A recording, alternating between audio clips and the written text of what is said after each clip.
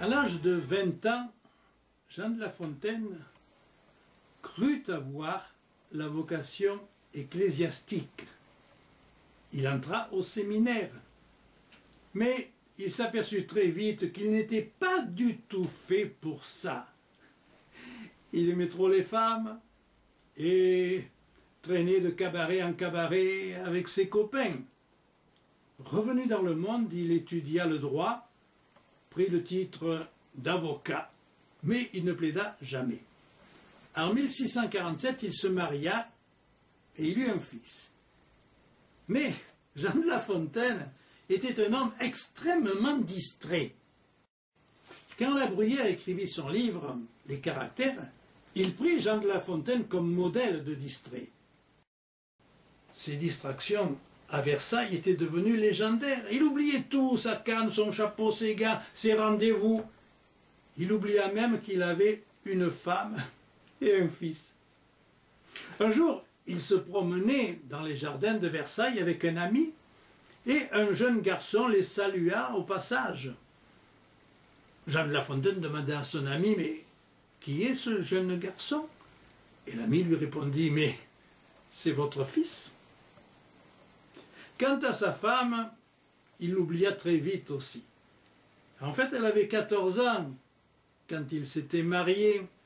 Elle était toute jeune. Et pour se consoler de l'abandon de son mari, elle le trompa avec tous ses amis. Ce qui ne gêna absolument pas Jean de La Fontaine. Un jour, pourtant, il fut obligé, pour obéir aux convenances du temps, de provoquer en duel son meilleur ami, qui était également l'amant de sa femme.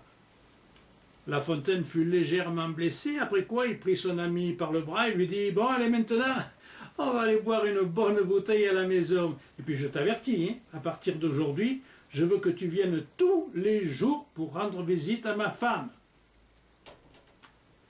Messieurs les maris jaloux, prenez-en de la graine.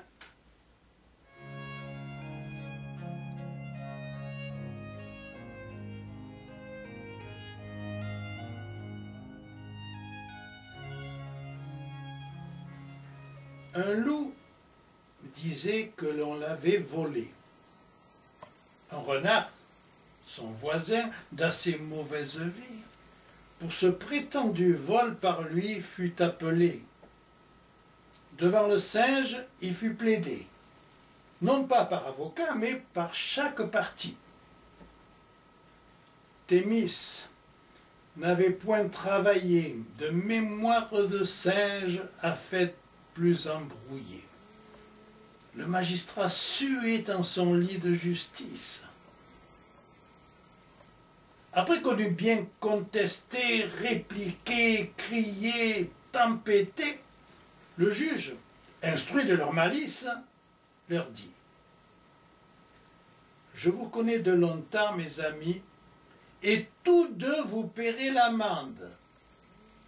Car toi, loup, tu te plains, quoiqu'on ne t'ait rien pris, et toi, renard, as pris ce que l'on te demande. » Le juge prétendait qu'à tort et à travers, on ne saurait manquer, condamnant un pervers.